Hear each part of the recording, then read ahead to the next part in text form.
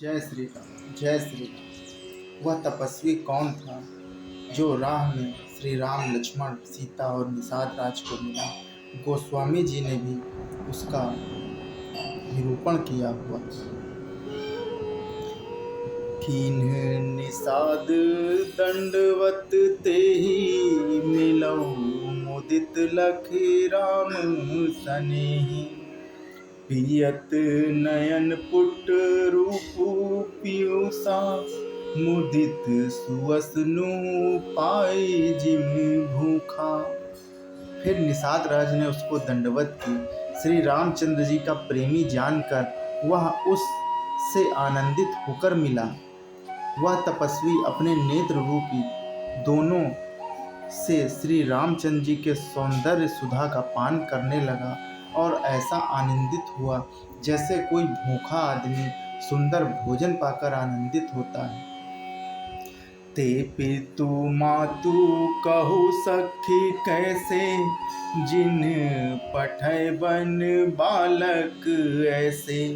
राम लखन सिए रूप निहारी, हुई हैं स्नेह विकल नर नारी। इधर गांव की स्त्रियां कह रही हैं कि हे सखी, कहो तो वे माता पिता कैसे हैं जिन्होंने ऐसे सुंदर कुमार बालकों को वन में भेज दिया। श्री राम जी, लक्ष्मण जी और सीता जी के रूप को देखकर सब स्त्री पुरुष स्नेह से व्याकुल हो रह जाते हैं। तब रघुवीर अनेक विधि, सखहि सिखावनु दीन। राम रजाय सुशीस धरी, भवन गौनि ते कीन। तब श्री रामचंद्र जी ने सखा गुहा को अनेकों तरह से घर लौट जाने के लिए समझाया। श्री रामचंद्र जी की आज्ञा को सिर चढ़ाकर उसने अपने घर को गमन किया। पुन सिए राम लखन कर जोरी, जमुनहि कीन प्रणामु बहोरी। चले शशि मुदित दो भाई, रवि तनु जाकई करत बड़ाई। फिर सीता जी, श्री राम जी और लक्ष्मण जी ने हाथ जोड़कर यमुना जी को पुनः प्रणाम किया और सूर्य कन्या यमुना जी की बड़ाई करते हुए सीता जी सहित दोनों भाई प्रसन्नता पूर्वक आगे चले।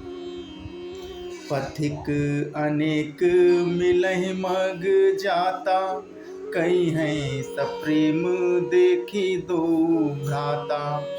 राम राज लखन सब अंग तुम्हारे, देखी सोचु अति हृदय हमारे। रास्ते में जाते हुए उन्हें अनेकों यात्री मिलते हैं। वे दोनों भाइयों को देखकर उनसे प्रेम पूर्वक कहते हैं कि तुम्हारे सब अंगों में राज चिन्ह देखकर हमारे हृदय में बड़ा सोच होता है। मार्ग चलहूँ पया देहि पाए, ज्योतिषु झूठ हमारे भाई। अगमु पंथु गिरि कानन भारी, तेहि मैं साथ नारी सुकुमारी। ऐसे राज चिन्हों के होते हुए भी तुम लोग रास्ते में पैदल ही चल रहे हो, इससे हमारी समझ में आता है कि ज्योतिष शास्त्र झूठा ही है। भारी जंगल और बड़े बड़े पहाड़ों का दुर्गम रास्ता है, जिस पर तुम्हारे साथ सुकुमारी स्त्री है। राज चिन्ह होने से क्या होता है? हुई है वही जो राम रच राखा। करके हेरी बन जाई न जोई, हम संग चलहि जो आयसु होई। जाब जहाँ लगी तह पहुँचाई, फिर अब बहोरी तुम्हें सिरु नाई। हाथी और सिंहों से भरा यह भयानक वन देखा तक नहीं जाता। यदि आज्ञा हो तो हम साथ चलें। आप जहाँ तक जाएंगे वहाँ तक पहुँचाकर फिर आपको प्रणाम करके हम लौट आवेंगे। एहि विधि पूछहि प्रेम बस, पुलक गातु जलु नयन। कृपा सिंधु फेरहि तिन्हि, कहीं विनीतु मृदु बैन। इस प्रकार से यात्री प्रेम बस पुलकित शरीर हो और नेत्रों में प्रेमाश्रुओं का जल भरकर पूछते हैं, किंतु कृपा के समुद्र श्री रामचंद्र जी कोमल विनय युक्त वचन कहकर उन्हें लौटा देते हैं। जयपुर गाँवों बसहि मग माही, तिनहि नाग सुर नगर सिहाही। केहि सुकृत केहि घर बसाए, धन्य पुण्यमय परम सुहाए।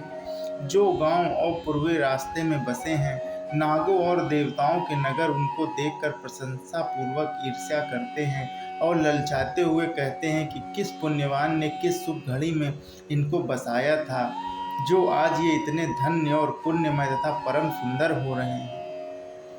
जय जय राम चरण चली जाहि, तिन समान अमरावती नाही।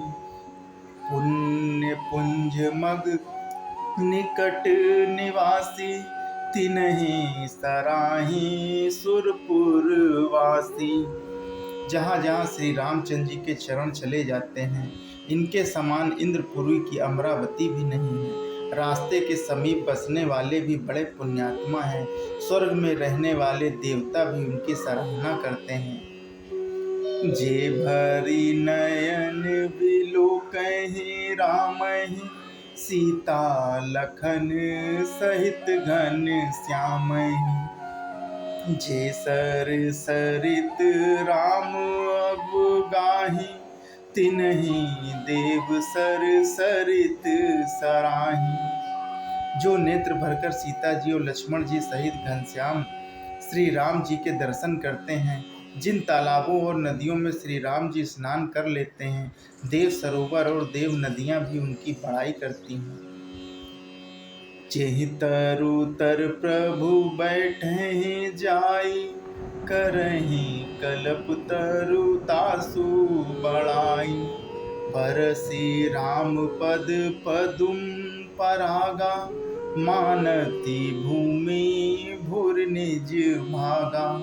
जिस वृक्ष के नीचे प्रभु जा बैठते हैं, कल्प वृक्ष भी उसकी बड़ाई करते हैं। श्री रामचंद्र जी के चरण कमलों की रज स्पर्श करके पृथ्वी अपना बड़ा सौभाग्य मानती। जय श्री